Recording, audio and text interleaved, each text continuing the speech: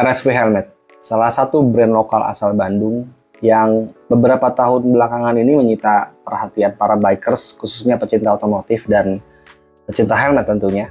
Dan kali ini gue mau sedikit ngobrolin tentang helm, tentang brand ini, khususnya untuk series FFC 21, salah satu koleksi gue, yaitu series Ryujin.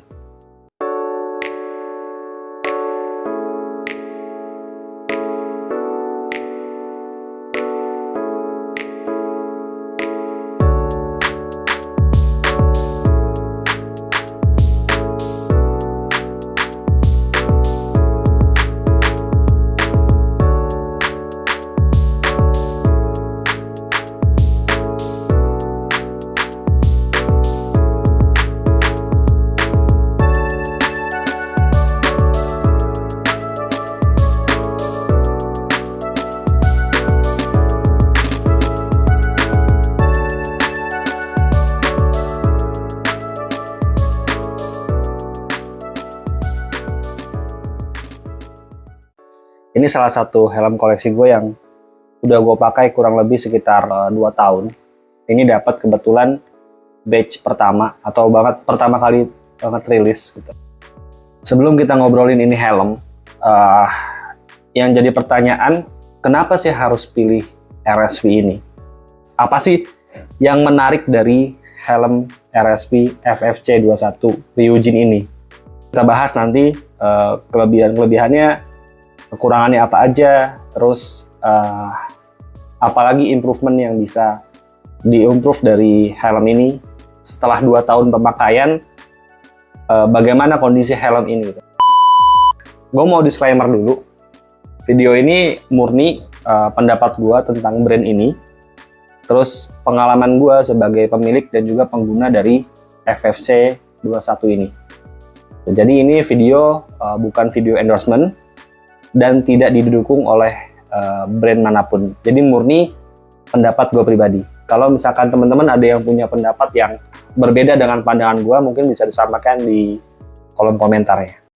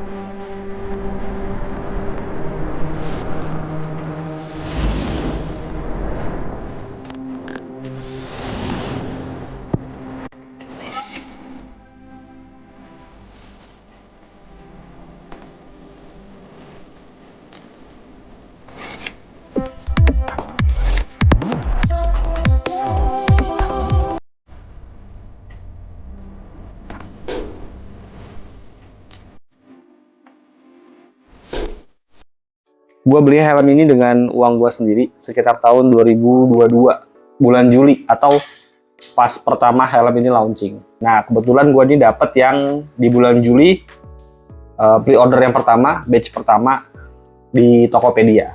Sedikit cerita ya kenapa gue bisa milih helm ini, helm premium pertama gue bisa dibilang. Dan selain versi yang fiberglass atau fiber composite ini, RSP juga launching yang versi karbonnya juga. Nah ini gue punyanya yang series fiber composite-nya gitu. Terus dulu kan kalau kita lihat brand-brand helm lokal itu, kalau launching helm ya udah sekedar rilis aja gitu. Paling di-share di medsosnya, selesai gitu. Tapi si RSP Helmet ini, dia launching, bikin acara gitu, ngundang-ngundang media, terus ada seremoni launchingnya gitu. Nah, ini tuh jadi suatu langkah yang kok beda gitu. Kita dari user tuh ngeliat ini kok beda gitu. Dan acaranya lumayan meriah ya. Jadi singkat cerita, helm ini sempat bocor di medsos. Dulu ini itu bocornya, kalau ada yang ingat ya, warnanya itu warna kuning kalau nggak salah. Ada nomor 36-nya atau nomor berapa gitu di helmnya. Nah terus fotonya kesebar, banyak yang nanya, ini bener desainnya RSP, kok cakep gitu, kok keren itu ya. Fan atasnya atau top side fan-nya itu mirip banget dengan Suominya SRGP yang dulu dipakai Pecco Bagnaia di MotoGP. Nah, ternyata tanggapan para netizen di grup-grup helmet lovers gitu, terus di medsos, lumayan positif untuk desain yang bocor tersebut. Jadi secara nggak langsung jadi marketing tersendiri buat si RSP brand ini, walaupun produknya memang belum launching pada saat itu. Lalu bocor lagi nih foto dari salah satu mungkin orang atau manajemennya RSP ya. Dia tuh pakai, ntar gua tunjukin gambarnya di sini. Dia tuh pakai helm RSP yang versi karbonnya, terus ada logo RSP di samping di side-nya. Berarti kita tahu prototipenya sudah dibuat gitu. Dan tiba-tiba RSP FFC 21 ini dipajang di Mandalika. Nanti gue tampilin juga fotonya. Jadi pas launching juga ada series karbonnya, ada series fiberglass-nya yang fiber composite ini. Juga ada yang kerjasama dengan Cutros Garage. Gitu. Tapi sayangnya yang series Cutros Garage ini memang untuk modifikasi aja, bukan untuk dijual ke publik. Gitu. Ini juga salah satu local pride kita gitu. Selain KYT dan NHK yang sudah mendunia, mungkin brand ini juga punya value yang setara atau kurang lebih sama dengan KYT atau NHK gitu. Dan semoga brand ini pun nantinya bisa menyusul KYT dan NHK di kelas internasional, terutama di event-event balap internasional. Terus yang gue senang dari brand ini adalah mereka tuh pintar dalam hal marketingnya. Contohnya di sosial media, di Instagram, di TikTok. RSP ini sama NJS mereka tuh aktif banget gitu. Dan usernya gue yakin setiap tahunnya pasti bertambah. Terus ini juga pernah di endorse. Siapa yang endorse? Presiden kita, Pak Jokowi. Jadi Pak Jokowi 2 kali pakai brand ini. Pertama waktu dia itu meninjau langsung ke Mandalika, dia tuh pakai helm series Half-Face-nya dari RSP. Yang kedua waktu ada event G20, G20. RSP ini juga senang bikin brand collaboration gitu. Contohnya mereka tuh pernah berkolaborasi dengan Eiger. Terus ada juga yang kerjasama dengan aparel-aparel, contohnya kayak Pro Street. Terus ada juga Rabbit and Wheels. Pernah juga kolaborasi sama Pertamina Enduro. Sama Retouch juga pernah. Mereka tuh sering banget ngadain event-event kolaborasi gitu. RSP ini juga termasuk rajin buat ikut-ikutan di event-event otomotif kayak di IMOS, di Gias, atau di IMHAX, atau di event-event lainnya gitu. Terus balik lagi ke endorsement seorang presiden, Pak Jokowi tadi. Untuk sebuah brand mau masuk ke istana digunakan oleh presiden, jangankan untuk sebuah brand ya. Biasanya untuk makanan aja susah kan, diseleksi dulu gitu. Apalagi ini helm, terkaitan dengan safety atau keselamatan. Untuk helm-helm yang secara keselamatan, secara safety-nya kurang, nggak mungkin seorang presiden bisa memakai tersebut gitu. Walaupun memang presiden kita pakai helm ini tuh bukan endorsement berbayar mungkin ya, tapi lebih ke mendukung brand-brand lokal untuk bersaing. Terus salah satu poinnya juga yang gue seneng adalah mereka ini nggak susah dicari spare part-nya. Kalian tinggal buka aja marketplace, brand ini ada di mana-mana. Contohnya, kalau kalian spoilernya patah di sini, terus pengen ganti, datang aja langsung ke outlet store-nya, offline store-nya. Tinggal beli, terus nanti itu free juga buat pasangnya gitu. Terus yang terakhir, baru gue lihat dari desainnya, spesifikasinya, sertifikasinya gitu. Kayak yang udah kalian lihat di awal tadi, di situ juga disebutin kan, ada berbagai macam spesifikasi. Tapi poin utama atau nilai jual dari helm ini adalah dari bahannya atau dari material shell-nya ini. RSP ini bahannya beda. Bahannya adalah fiber composite atau fiberglass gitu. Ini tuh sampai dibuat 7 layer fiber composite-nya gitu. Dan juga dengan sertifikasi yang sudah didapat, bahannya yang fiber composite ini helm sebenarnya sudah bisa dipakai buat balap. Contohnya kemarin sempat ada event kolaborasi Pertamina Enduro RSP Racing Championship. Terus yang jadi selling point-nya lagi dari helm ini adalah salah satunya juga desainnya ya. Desainnya itu aerodinamis banget gitu loh.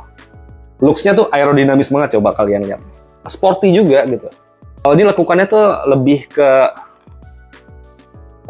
mengalir gitu, nggak terlalu patah gitu lekukannya. Terus dagunya juga ini nih, bagian dagu sini, shell sampingnya ke dagu itu tuh meruncing gitu loh, lancip.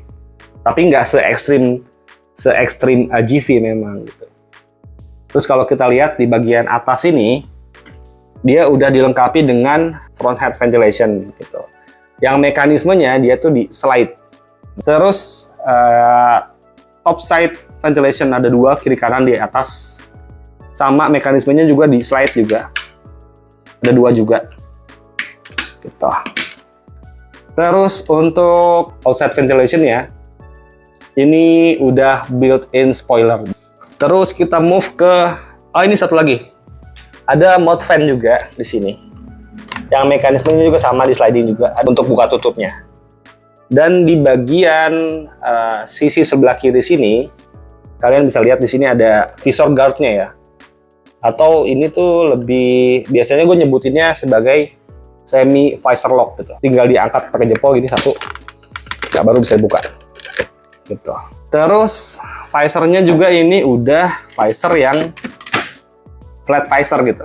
Bawaan aslinya dari RSV FFC21 ini sebenarnya dapatnya clear, bukan visor yang dark visor kayak gini. Intinya ada kendala lah saat production helmnya. Mungkin terlalu tinggi animo pembelian dari para bikers-bikers di luar sana. Permintaannya tinggi tapi kemampuan produksinya masih belum mencukupi untuk mengcover permintaan tersebut. Akhirnya pengirimannya tertunda. Sizingnya, ukurannya, dia tuh ada 6 ukuran. Dari XS, S, M, L, XL, dan double XL. Nah ini yang penting, sizing ini yang penting. Karena sebelum beli, gue emang pernah ngeliat helm ini dulu di store-nya RSV yang di Kebonjeruk. Jadi memang di sana disediakan displaynya dulu, buat kita bisa fitting dulu sebelum kita menentukan beli size apa. Dan gue cobain size L, gue cobain size XL, sempit. Akhirnya gue memutuskan buat beli size yang double XL atau XXL. Terus balik ke visor, visornya ini udah flat visor dan juga udah dilengkapi dengan dual pushpin di sini. Jadi buat temen-temen yang mau pakai tear off, misalkan yang visor clear-nya mau pakai tear off atau mau pakai pin lock, tinggal pakai aja. Ini udah ready. Dan visornya ini dari RSV-nya itu dia mereka nyebutnya ada yang namanya quick release mechanism visor gitu. Jadi visornya ini tuh bisa dilepas dengan cepat dan juga bisa dipasang dengan mudah.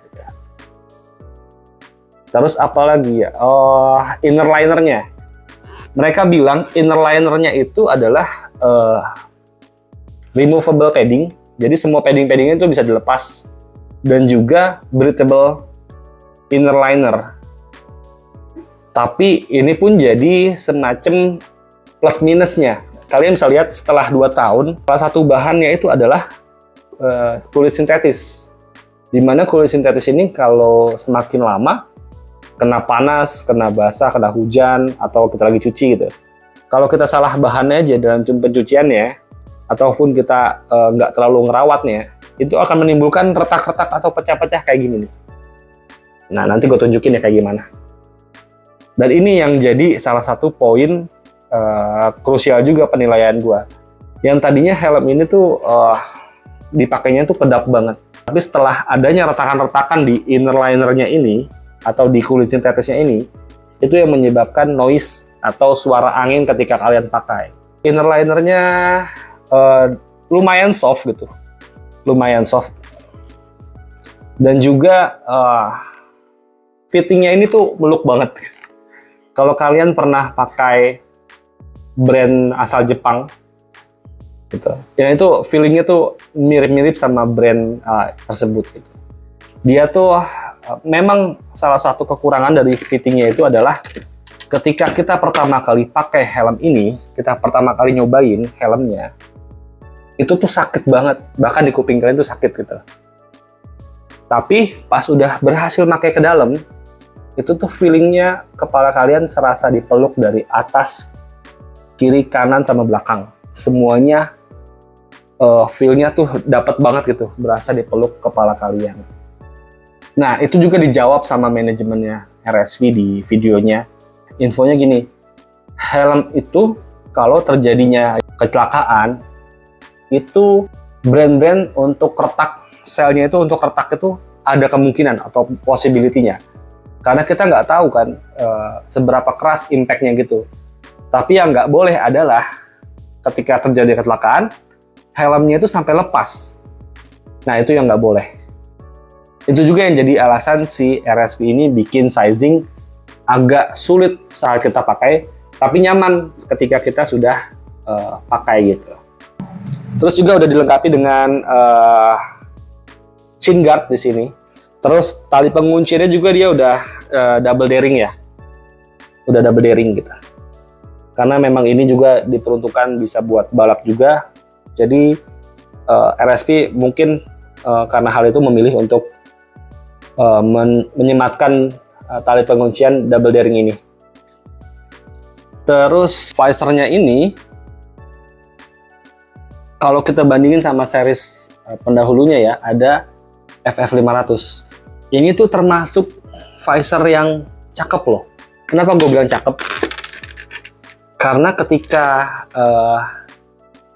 kita lihat visornya ini, kita pakai, itu tuh visor ini lebih tebal dibandingkan series FF500 gitu. Ini lebih kokoh dan lebih tebal, jadi nggak terlalu tipis gitu. Dan juga feel-nya tuh dapat banget gitu loh. Bukan visor yang kalau kita pakai tuh gampang tertutup gitu loh. Kalau ini tuh enggak. Ini tuh kuat banget. Kalau lagi open ya udah open. Karena di sini tuh ada steppingnya gitu. Dia tuh sekitar ada 4 atau 5 steppingnya. Ini juga udah intercom ready design. Jadi kalau teman-teman yang suka pakai intercom, itu udah disediain slotnya juga di sini. Nanti gue tampilin image-nya ya kayak gimana. Karena di posisi dalam sih dia. Kiri kanan ada space-nya gitu. Terus yang bikin gue seneng juga dari brand ini tuh, mereka nyediain yang namanya lifetime service warranty. Nah itu kita bisa ganti spare part, tapi spare partnya dibeli terpisah ya. Pemasangannya tuh gratis di store-nya dia. Dan juga kita bisa cuci helm gratis di sana juga.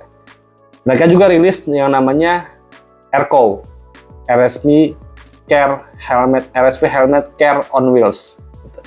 Jadi sebuah mobil yang diperuntukkan buat perawatan helm-helm RSV, baik dari pembersihan, pencucian, atau penggantian spare part. Tapi buat teman-teman yang nggak sempat ketemu sama RCO, bisa juga untuk melakukan pencucian helmnya atau penggantian spare partnya di offline store resminya RSV langsung. Kalau ngomongin varians dari helm ini, sebenarnya kalau dari bahannya sih tadi yang gue jelasin ya, dia tuh ada yang versi karbonnya, ada juga yang versi fiber kompositnya ini gitu. Nah kalau kita buat lebih mengerucut lagi, di series yang fiber kompositnya ini, itu ada dua varians juga.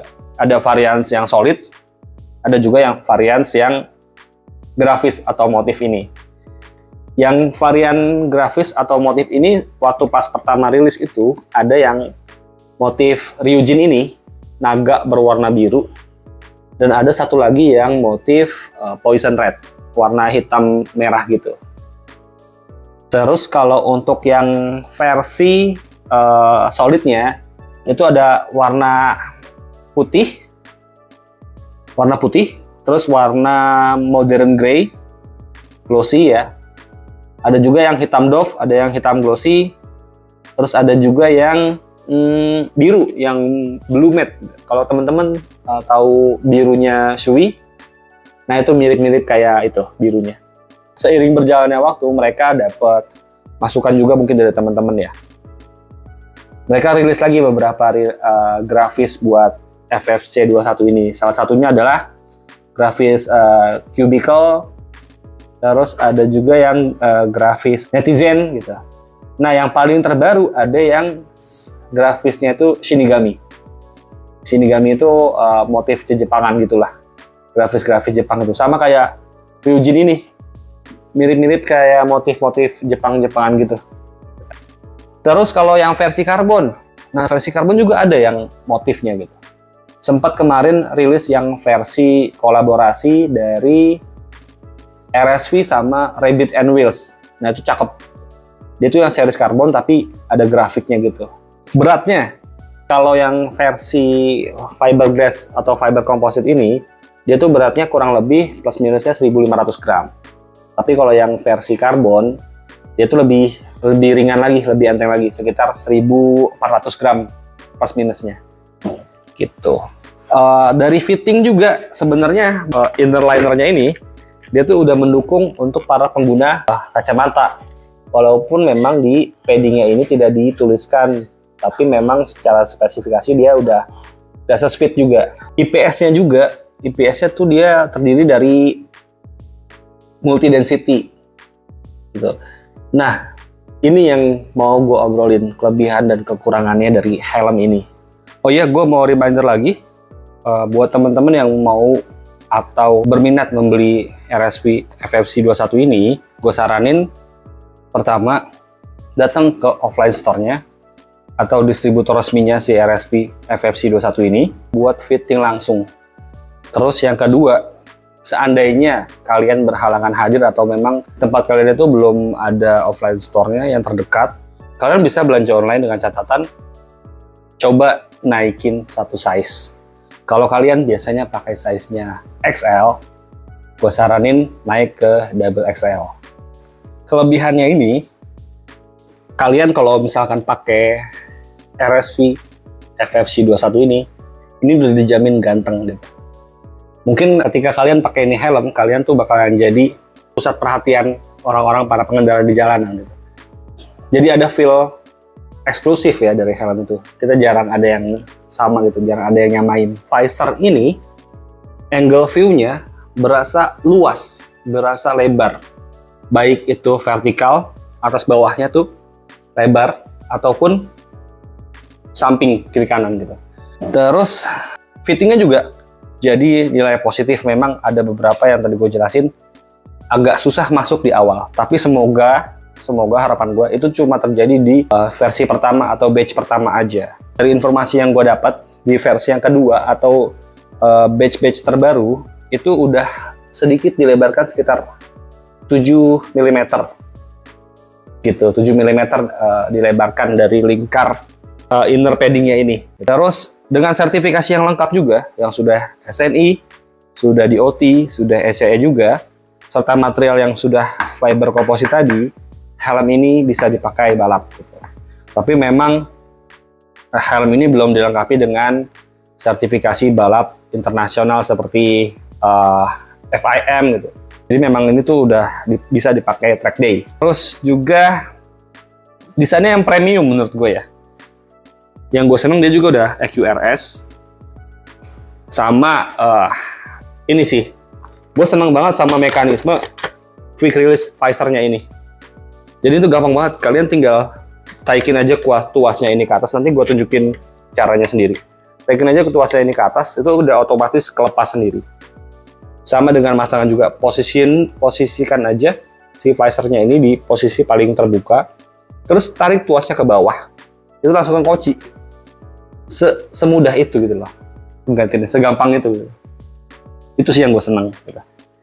Terus apalagi paddingnya tadi, paddingnya juga dia udah yang soft ya, walaupun mungkin secara kelembutan atau kenyamanan menurut gue ini bisa ditingkatkan lagi ya RSV ya. Semoga kalian nonton video ini tuh salah satu unek-unek dari pengguna, semoga bisa ditingkatkan lagi pakai soft padding yang lebih halus mungkin. Dan juga si kulit sintetisnya ini mungkin bisa diganti ya. Tapi yang gue lihat yang terbaru di FFS 21 itu inner paddingnya ini dia sudah tidak menggunakan si kulit sintetis ini lagi gitu loh. Dia bahannya sama dengan padding depannya ini gitu. Desainnya yang premium ini juga selain jadi kelebihannya, ini juga jadi suatu kekurangan ya. Kenapa gue bilang kekurangan? Karena bagi teman-teman yang mungkin sering aktif di sosial media atau di Facebook, di Twitter, atau di Instagram, mungkin kalian pernah lihat komentar yang bilang bahwa helm kok desainnya ngambil dari Pinterest. Ternyata memang desain ini ada di Pinterest. Nanti gue tampilin ya di samping. Desain si Ryujin ini ada di Pinterest. Apakah ini dia ambil desain dari Pinterest secara bahasa kasarnya apa ya? Tidak resmi. Ternyata setelah gue cari tahu, bahkan gue konfirmasi langsung, kenapa RSP FFC 21 ini dibilang sama netizen di medsos itu ngambil desainnya dari Pinterest. Nah ini gue mau nge-share ke kalian, jawaban dari RSP-nya tuh kayak gini kurang lebihnya. Gue nanya ke pihak RSP, apa benar FFC 21 Ryujin ini mereka mengambil desain tidak resmi dari Pinterest tanpa izin gitu. Ternyata mereka tuh memang berkolaborasi dengan si pemilik hak ciptanya dari desain tersebut. Mereka membayar ke creator digital tersebut agar bisa menggunakan desainnya ini ke produk RSP FFC 21 tersebut. Hal itu biasa kok untuk di luar sana. Bahkan ada juga yang kadang brand itu ngadain sayembara lah. Siapa yang bisa membuat desain helm ini misalkan. Setelah menang dapat hadiah, mereka adain agreement juga bahwa desain ini boleh dipakai ya di helm saya gitu. Saya mau bikin helm dengan desain yang kamu buat. Ada juga kayak gitu, dan itu sah-sah aja. Namanya juga business to business gitu. Yang penting yang punya konten digital, punya desain itu tidak dirugikan, dan juga yang memanfaatkan itu membayar hak si konten kreator atau si digital kreator tersebut gitu.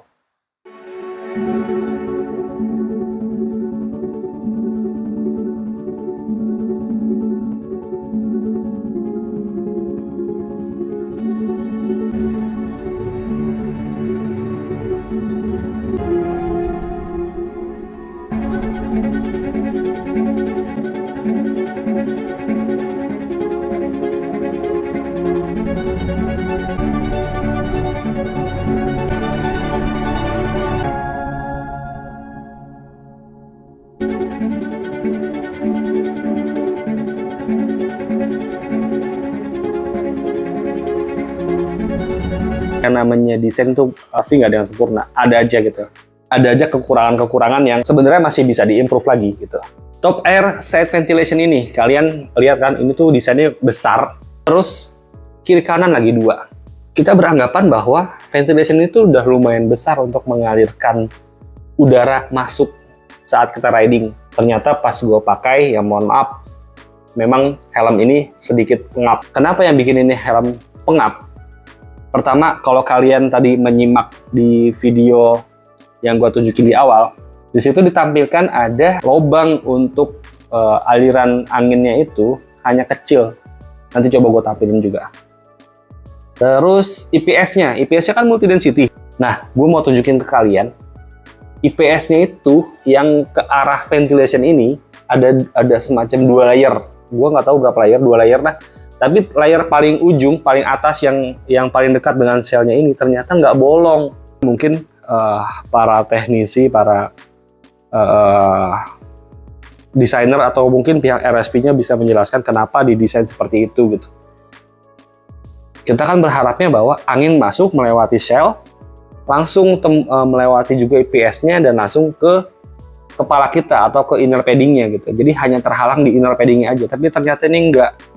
Fan-nya lubangnya kecil, IPS-nya di multi density-nya itu layer paling atas yang nggak bolong. Itu sih yang jadi masukan paling utama buat gua. Kalau dipakai pas hujan gimana bang? Pas dipakai pas hujan aman. Sumpah ini aman. Nggak kayak ada beberapa helm RSP yang versi sebelumnya yang bukan FFC 21 ini, pernah pengalaman saya pakai helm itu pas hujan rembes gitu. Rembesnya tuh masuk gimana? Visornya tertutup tapi airnya masuk ke dalam. Ada air yang masuk ke dalam. Ternyata talang airnya ini yang di atas ini, yang dari rubber seal ini. Talang air yang di atas ini ternyata rembes, tapi untuk FFC 21 ini enggak. Ini aman. Tapi secara overall talang airnya ini memang sudah bagus, tapi memang ventilationnya aja yang harusnya bisa ditingkatkan lagi. Apa sih kekurangannya lagi? Finishingnya si FFC 21 ini. Ada beberapa teman-teman mendapatkan unit yang ada front head ventilationnya ini terbuka atau mangap gitu ya, menyebabkan gesekan dengan visornya ini. Dan juga gesekan dengan si shell bagian depannya ini sampai lecet-lecet gitu. Ada beberapa user juga pengguna RSP yang dapat unit tapi bagian atasnya ini si crown headnya di bagian bandelanya ini yang atas. Bandelanya ini kan bahannya plastik tuh plastik ya. Plastik ketemu plastik. Bandelanya ini sering copot sendiri gitu loh.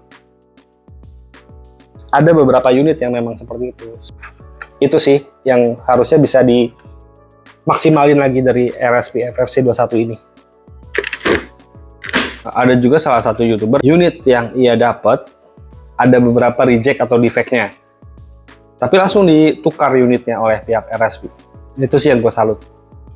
Oh iya, gue lupa harga untuk si varian fiberglass ini saat ini dijual dengan harga 1,8 1799 sekian, dan yang versi karbon dijual sekitar 3,5 juta gitu.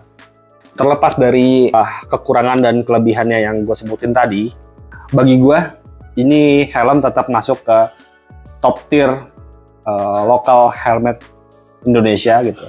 Dan ini salah satu helm yang akan selalu gue pakai. Semoga bisa menjadi informasi yang bermanfaat buat teman-teman yang berniat meminang helm ini gitu. Itu aja saran dari gue. Kita ketemu di video lainnya lagi untuk bicarain tentang helm lagi atau tentang yang lainnya. Sekian dulu dari gue. Kita ketemu lagi di next video. Bye bye. Assalamualaikum warahmatullahi wabarakatuh.